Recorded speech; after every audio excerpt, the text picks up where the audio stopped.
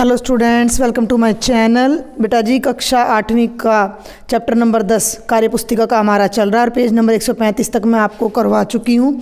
उससे आगे के प्रश्न अब हम करने जा रहे हैं। तुम आकार को देखकर उसका सामने, ऊपर व पार्श्व का दृश्य बता सकते हो। भाई लास्ट लेक्चर में हमने ये किया था कि कोई फिगर दे रखे तो सामने से कैसी दिखेगी, ऊपर से कैसे, पार्श्व से कैसे।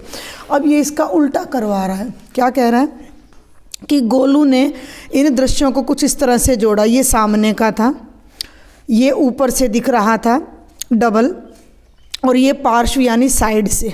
देखो बिल्कुल, देखो सामने से देखोगे तो 3 और 1 4, ऊपर से देखोगे तो 2 दिख रहे हैं, और पार्श्व से यानी कि साइड से देखोगे तो 3 दिख रहे हैं।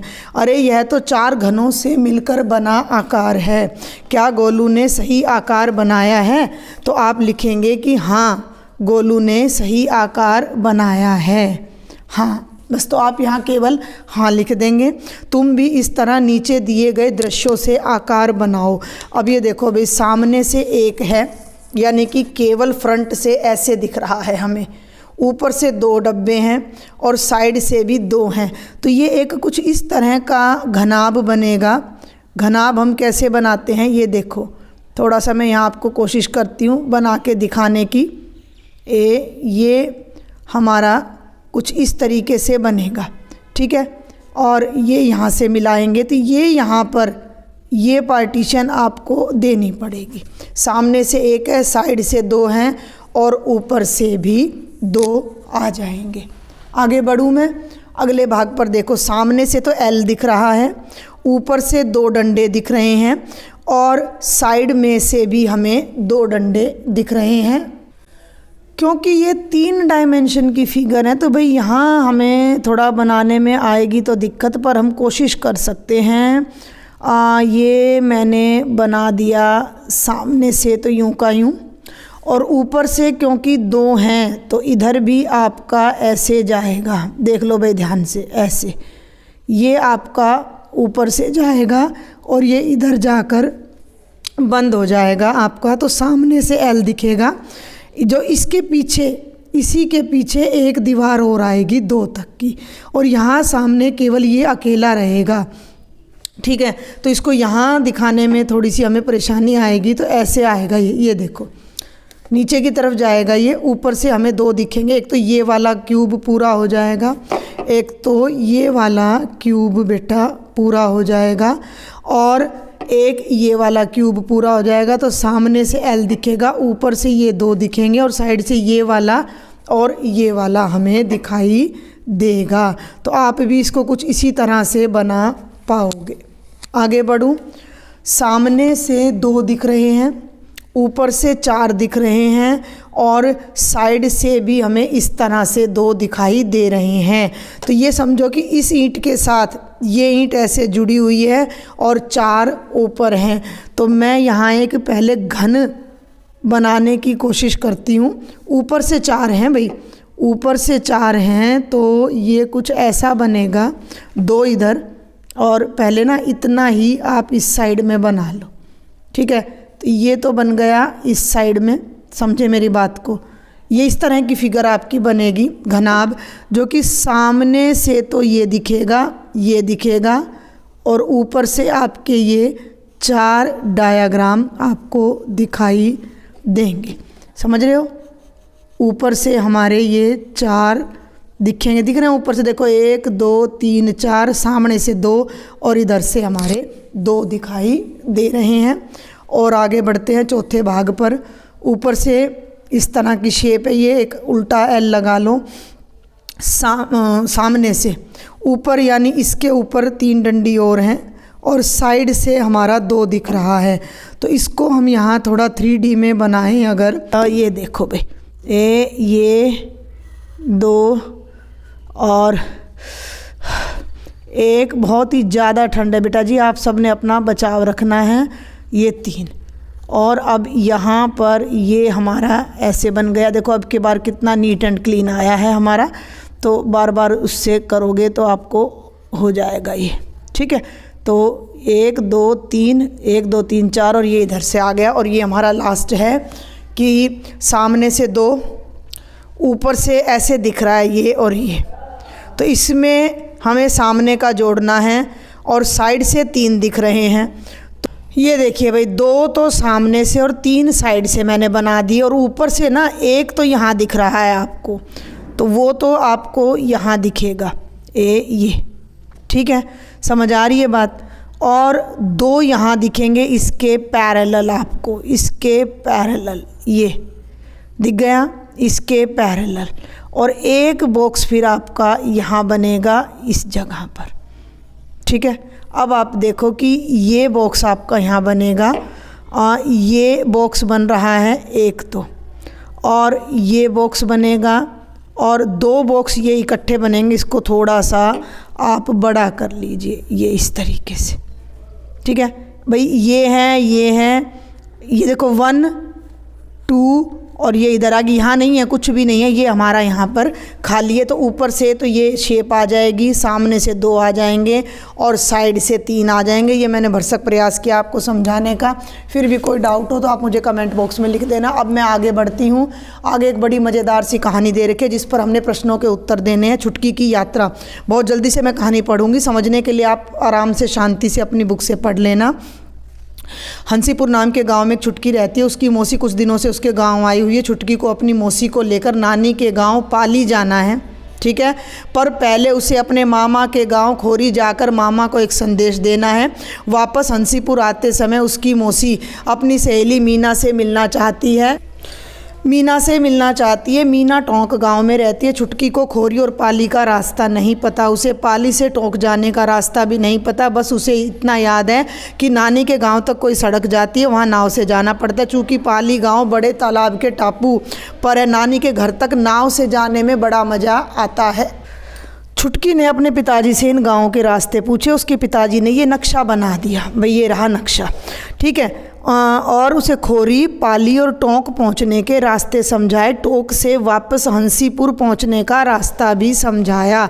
आपकी बुक में ये नक्शा ऐसा नहीं मिलेगा, मैंने तो ये पूरा भर दिया है, ठीक है। हंसीपुर के उत्तर में जाने वाली सड़क लो और सीधे चलते जाओ। अब देखो भाई, ये हंसीपुर है, ये उत्तर, दक्षिण, पूरब और पश्चिम। तो हंसीपुर के उत्तर में जाने वाली सड़क लो। उत्तर में ये सड़क है, ठीक है, ये सड़क हमने यहाँ से लेनी है, ये सड़क सीधी लेनी है। इस तरह से करीब 1.25 घंटा चलने पर यमुना मिलेगी।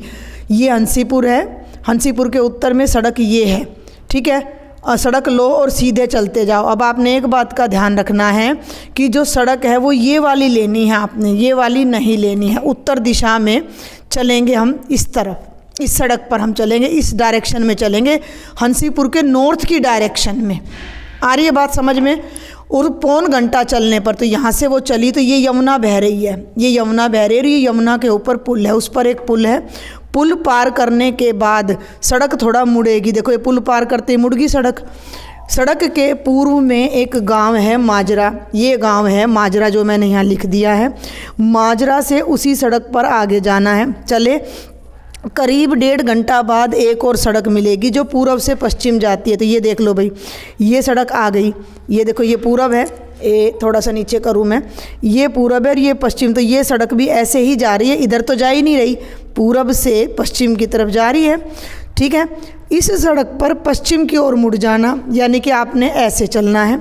थोड़ी देर बाद सड़क के दक्षिण पर एक गाँव आएगा। ये चल रहे हैं दक्षिण किधर है, इस तरफ है, तो इस तरफ ये वाला गांव आ रहा है भाई। यहाँ से चले पश्चिम की ओर, दक्षिण की ओर ये गांव है, वह खोरी है, यही गांव खोरी है। तो यहाँ पर वो रुकेगी। फिर कहता है मामा जी को संदेश देकर थोड़ी देर आराम कर लेना। उसके पिताजी ने कहा खोरी से आगे पश्चिम की ओर जाने वाली सड़क पर चलना तो करीब 1 घंटे बाद कुक्सी आएगा। तो ये देख लो भाई, अब ये खोरी से चली पश्चिम की ओर, तो ये आ गया कुक्सी गांव। लिख दिया मैंने यहाँ एरो लगा कर कि ये आपका कुक्सी गांव है। आगे चलते हैं, बड़ा ही उलझा हुआ सा सवाल है वैसे ये। इसे पार करके और पश्चिम में जाओगे तो एक पुल मिलेगा, यह पुल भी यमुना नदी पर बना है। ये कुक्सी को पार किया तो ये नदी है और ये पुल है। समझ में आ रही है बात भाई? ये तो नदी बह रही है और ये नदी के ऊपर आपका पुल है। पश्चिम में जाओगे तो एक और पुल मिलेगा, यह पुल भी उसी नदी यमुना पर बना है। पुल से पहले ही सड़क के उत्तर में नीचे उतरना, वहाँ तुम्हें नाव मिलेगी। ये सड़क है, इसके उत्तर में, यानी ये उत्तर दिशा इधर थी, इस तरफ उतर जाना, यहाँ नाव मिलेगी, नाव लेके यहाँ चले जाना, ये पाली गांव आ जाएगा। तो यही बात इसने बताई है। मल्ला से कहना तुम्हें पाली जाना है, वह तुमसे 5 रुपये लेगा, 1 घंटे में तुम लोग पाली पहुँच जाओगे। नानी के घर कुछ दिन रुक जाना, फिर वहाँ से नाव लेकर वापस पुल पर आ जाना। पुल तक पहुँचोगे तो पुल के पश्चिम में पीपली पड़ेगा। अब फिर आ जाओ भाई पुल पे वापस। पश्चिम ये रहा और ये गांव है, तो ये पीपली गांव है, ठीक है। यहाँ मैंने लिख रखा, देखो ये लिख रखा, ये आपका है भैया पीपली गांव। आगे बढ़ूँ, चलिए किधर गया भाई, पीपली पड़ेगा, पर उस तरफ मत जाना। कुक्सी के दक्षिण की ओर चलना, तो आधे घंटे पर एक पुल आएगा और पुल से पार करने के आधे घंटे बाद नांगल गांव मिलेगा। तो दक्षिण किधर है भाई, दक्षिण इस तरफ है, इस तरफ आओगे तो आधे घंटे के बाद इधर आओगे तो ये आपका है नांगल गांव। ये देखो मैंने एरो लगा रखा है, ये है आपका नांगल गांव। चले आगे, नांगल गांव आएगा। नांगल से पश्चिम की ओर 1 घंटा चलोगे तो सड़क के उत्तर में टोंक मिलेगा। भाई बड़ा उलझा हुआ है, मैंने पहले ही बता दिया। तो नांगल ये रहा, पश्चिम में जाओगे और ये आपका है टोंक गांव, जहाँ उसकी सहेली है, ठीक है। तो टोंक गांव मिलेगा, यहाँ तुम्हारी मौसी की सहेली मीना रहती है, उसके यहाँ कुछ देर रुककर वापस घर के लिए निकल पड़ना। टोंक से हंसीपुर वापस आने के लिए टोंक से पूर्व की ओर चलना, रास्ते में नांगल आएगा, नांगल से पूर्व में चलना। आधे घंटे बाद सड़क के उत्तर में बूंदी नाम का गांव मिलेगा। बूंदी से आधे घंटे पूर्व में चलोगी तो एक और सड़क मिलेगी। सड़क के उस पार पूर्व में बरगद का पेड़ होगा, यहाँ से दक्षिण में मुड़ जाना। 1 घंटा और चलोगी तो चौराहा मिलेगा, चौराहे पर तुम हंसीपुर को पहचान लोगी। तो ये सारी कहानी पढ़ के जब ये टोंक से चलेगी तो ऐसे ऐसे ये आएगी यहाँ पर, और ये वापस बरगद आएगा, यहाँ पर ऐसे आएगी, ऐसे ये बूंदी आएगा, ये बूंदी है, यहाँ आएगी, यहाँ से यहाँ आएगी, ये चौराहा है, चौराहे से उसको हंसीपुर दिखाई दे जाएगा। तो ये सारी इतनी लंबी कहानी थी। छुटकी के पिताजी ने गांव ऐसे बनाए हैं, नक्शे पे देख लो, सड़क कांटा में बनाई है, नदी ऐसे लहराती हुई बनाई है, तालाब ऐसे गोल बनाया है, खेतों में ऐसे डोट लगाए हैं, और ये बरगद का पेड़ बनाया है। उन्हें पढ़ना लिखना नहीं आता था तो उन्होंने गाँव के नाम नहीं लिखे हैं। अब ये कहता है कि छुटकी के पिताजी के निर्देश पढ़कर क्या तुम सभी गांवों के नाम नक्शे पर लिख सकते हो? बाकी के गांव लिखने और नदी का नाम भी नक्शे पर लिखो। तो ये मैंने आपकी सुविधा के लिए यहाँ पर सब लिख दिया है, और नदी की जगह यहाँ लिख देना यमुना नदी, और ये भी है बेटा जी यमुना नदी, जो कि मैंने यहाँ लिख दी है। आगे चलते हैं। छुटकी के पिताजी ने नक्शे पर कई चीज़ें बनाई पर कई छूट गई, आप इन्हें भी जोड़िए। खोरी से कुक्सी जाने वाली सड़क के दक्षिण में 2 खेत, ध्यान दो। खोरी ये है, ये कुक्सी, और इधर 2 खेत ये मैंने बनाए, तुम देख लो, मैंने यहाँ निशान लगाया, खेत बना दिया, यहाँ निशान लगाया, खेत। ये दक्षिण था, इधर दक्षिण था, तो ये 2 खेत मैंने बनाए हैं। और देखो, कुक्सी से नांगल जाने वाली सड़क के पश्चिम में कुआं, ये कुक्सी है, ये नांगल है, और यहाँ मैंने ये पश्चिम की तरफ ये कुआं बना के मैंने लिख दिया है कुआं। आगे चलते हैं। हंसीपुर की किस दिशा में माजरा है वो अब आप चेक कर लेना, उत्तर में है। ये देख लो ना भाई, ये हंसीपुर और ये माजरा है, तो किस दिशा में है? उत्तर दिशा की तरफ है। कुक्सी की किस दिशा में खोरी है? पूर्व में। बूंदी की किस दिशा में नांगल है? पश्चिम में। बन्ने खां को नांगल से खोरी जाना है, आप उसे रास्ता समझाओ। भाई ये नांगल है, ध्यान देना, और ये खोरी है, तो वो नांगल से कहाँ जाएगा? बूंदी, और बूंदी से खोरी चला जाए, या नांगल से जाए कुक्सी और कुक्सी से खोरी चला जाए, तो छोटा पड़ेगा। नांगल से बूंदी, बूंदी से इधर आएगा और लेफ़्ट में मुड़ के खोरी। तो अब मैं इतना बड़ा नहीं लिखूंगी, अब मैं यहाँ छोटा सा लिख दूंगी नांगल। नांगल से वो जाएगा बूंदी, बूंदी से जाने के बाद उसको मुड़ना है उत्तर की तरफ, खोरी। बूंदी पर जाने के बाद आगे जो चौराहा आएगा उसने उत्तर की तरफ जाना है, और उत्तर की तरफ उसका जो गांव है खोरी वो आ जाएगा, ठीक है। छुटकी और उसकी मौसी को खोरी पहुंचने में कितनी देर लगी? तो भाई छुटकी और उसकी मौसी हंसीपुर से चले तो 1.25 घंटा, ठीक है, और 1.25 घंटा के बाद 1.5 घंटा, मैंने ये जोड़ा है, 1.25 और 1.5। पौन का मतलब है 3/4, डेढ़ का मतलब है 3/2, दोनों को जोड़ेंगे 9/4, 2 से ही 1/4 घंटे। खोरी से पाली पहुंचने में 1 और 1 2 घंटे लगे। अपने गांव का चित्रण करो। घर, जंगल, नदी, खेत, सड़क आदि के लिए संकेतावली बना सकते हो। दिशा का ध्यान रखना मत भूलना। ये मैंने छोड़ दिया है, आप अपने आप इसको कर लेना या आप इसको अपनी टीचर की मदद से कर लेना। नक्शे बनाते समय हम इस बात का ध्यान रखते हैं कि कौन सी जगह कितनी बड़ी है। यहाँ हम समझने की कोशिश करेंगे कि हम ऐसा कैसे करते हैं। देखो भाई, ये कहता है गीता ने अपने स्कूल का चित्र बनाया। बाहर से स्कूल ऐसा दिखता है, इसमें एक बरामदा है, ये दिख रहा है बरामदा, देखो जरा, ये बरामदा है एल शेप में, 2 कक्षाएं हैं, एक और एक, देखो एक दरवाज़ा ये रहा, एक ये रहा, 2 कक्षाएं हैं और एक हेडमास्टर का कमरा है जो कि इधर है। हो गया। एक दिन गीता ने अपने, ये तो था चित्र, ये है स्कूल का नक्शा। गीता ने अपने स्कूल का नक्शा बनाया। इसको दोनों को फ्रेम में रखती हूँ मैं। अब देखो, नक्शा बनाते समय उसने इस बात का ध्यान रखा कि कौन सा कमरा कितना लंबा है। कमरों की लंबाई नापने के लिए गीता ने बहुत सारी माचिस की तीलियाँ इकट्ठी कर ली और तीनों कमरों के कदमों को चलकर नापा। दीवार जितने कदम लंबी थी उतनी तीलियाँ उसने, मान लो 20 कदम लंबा है तो 20 तीली उसने साथ में रख दी। इसी तरह उसने सभी कमरों की दीवारें बनाई ऐसे। ये देख लो, ये उत्तर था तो ये उत्तर था, ये दक्षिण है, ये पूरब है और ये पश्चिम है। और ये इसने हेडमास्टर का कमरा, कक्षा 2, कक्षा 1, बरामदा और एक तिल्ली का मतलब है 3 कदम। जो गाढ़ा है वो दरवाज़ा है, जो हल्का है वो खिड़की है। क्लियर है। अब उसकी मैडम उससे क्या पूछती है, गीता की शिक्षिका ने उससे पूछा तुमने नक्शा बनाते समय पैमाना क्यों लिया? तो गीता बोली नक्शा हमें किसी जगह का सटीक चित्रण देता है। अभी नक्शा देख के सब कुछ पता लगना चाहिए। इससे नक्शे को पढ़कर हम समझ सकते हैं कि जगह कितनी बड़ी है। एक जगह की लंबाई और चौड़ाई को पेपर में सटीकता से दिखाने के लिए मैंने एक तीली बराबर 3 कदम का पैमाना लेकर नक्शा बनाया। अब नक्शा देखकर वाक्य पूरे करो। कक्षा 1 कितने कदम लंबी और कितने कदम चौड़ी है? वापस आ जाओ कक्षा 1 पर। तीली गिनो भाई, 1 2 3 4 5 6 तीली हैं लंबी और 1 2 3 4 और 5 तीली चौड़ी है। तो एक तिल्ली को 3 से गुणा कर दो तो 18 कदम लंबा है और 15 कदम चौड़ा है। ऐसे ही दूसरा कक्ष भी 18 कदम लंबा है, 12 कदम चौड़ा है। हेडमास्टर के कमरे की तीली अब तुम गिन लेना, 30 कदम लंबा है, 12 कदम चौड़ा है। बरामदे की तीली तुम गिन लेना तो वो 3 कदम चौड़ा है। स्कूल की कक्षाओं के कमरों के दरवाजे किस दिशा में खुलते हैं? दक्षिण में। देख लो, दरवाजे इधर खुल रहे हैं दक्षिण में और खिड़कियाँ, हेडमास्टर के कमरे की खिड़की किस दिशा में खुलती है? तो पश्चिम में। ये हेडमास्टर का कमरा है, इधर खिड़की खुल रही है, ये दिशा हमारी पश्चिम है। आगे चलते हैं। अपने स्कूल का नक्शा बनाओ। नक्शा बनाते समय अपने स्कूल का नक्शा बनाओ। नक्शा बनाते समय पैमाना और संकेत सूची बनाना ना भूलना। भाई ये मैंने अपने स्कूल का नक्शा बनाया, आप चाहो तो ऐसा ही बना लेना। ये एंट्री गेट है, इधर राइट साइड में प्रधानाचार्य का कमरा जिसमें ये खिड़की हैं 2। मैंने दरवाज़ा हल्का लिया है, खिड़की मैंने डार्क कलर में ली है।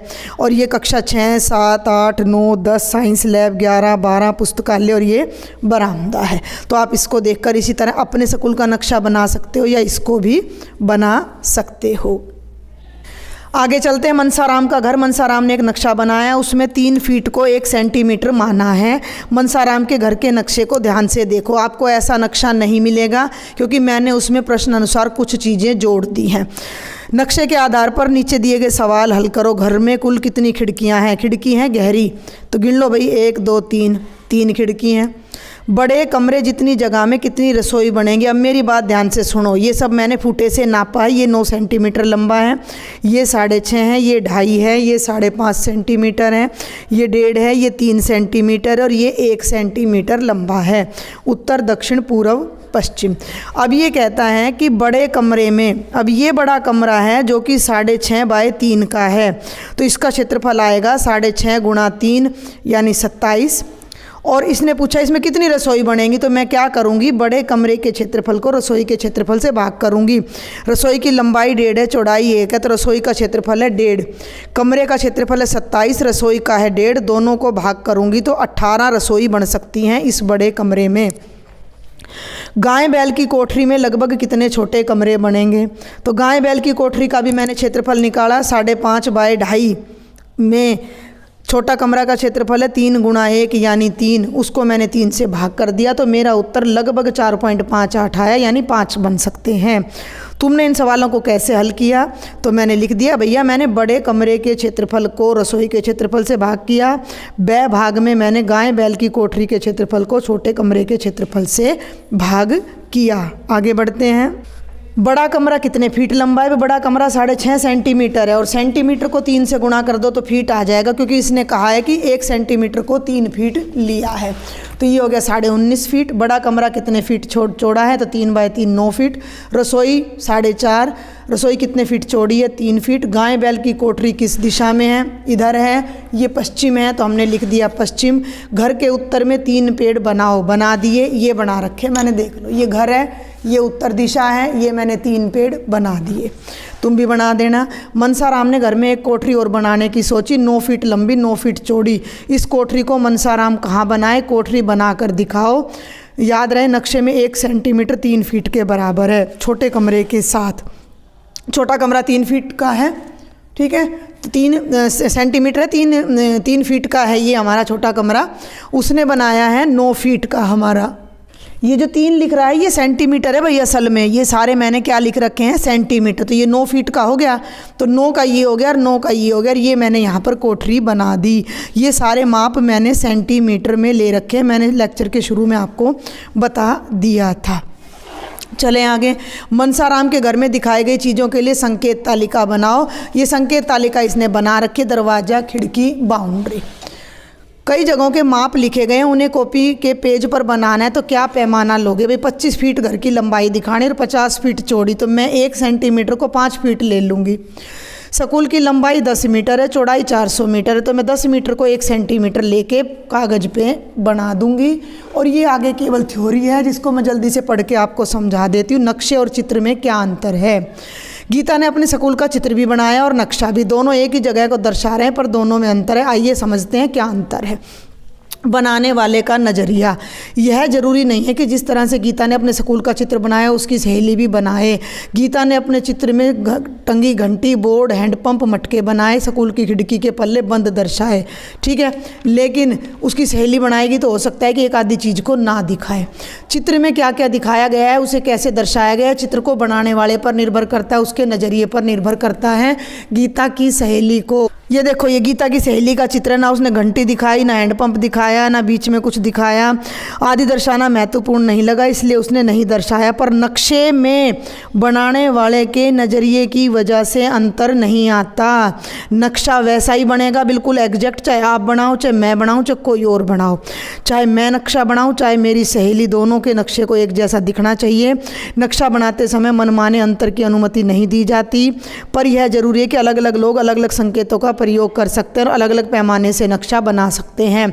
आप भी सुन लो, अगर लेक्चर पसंद आए तो ज़रा सब्सक्राइब कर दीजिएगा। नक्शा किसी पैमाने के आधार पर बना होता है। मनसाराम के घर के नक्शे में पैमाने में 1 सेंटीमीटर को 3 फीट लिया है। इस पर्चे के पहले पेज पर भारत के नक्शे का पैमाना 1 सेंटीमीटर बराबर 500 किलोमीटर बताया है। पैमाना हमें बताता है कि नक्शे में दिखाई गई दूरी वास्तव में कितनी है। जितनी बड़ी जगह को पेपर में दिखाना है उतनी ज़्यादा लंबाई को 1 इकाई लेंगे। देखो, जब गीता ने स्कूल का चित्र बनाया जैसा कि वास्तविक रूप में था, पर जब गीता ने अपने नक्शा बनाया तो इमारत नहीं बनाई पर स्कूल की ज़मीन का तल दर्शाया। दरवाजे खिड़कियां दर्शाने के लिए कुछ संकेतों का इस्तेमाल किया। तो ये था भाई कंप्लीट चैप्टर नंबर 10, जो लास्ट में थोड़ा बोरिंग हो जाता है, लेकिन मैंने पूरा समझाने की कोशिश की है। लेक्चर पसंद आए सब्सक्राइब कर देना, शेयर कर देना। Thank you.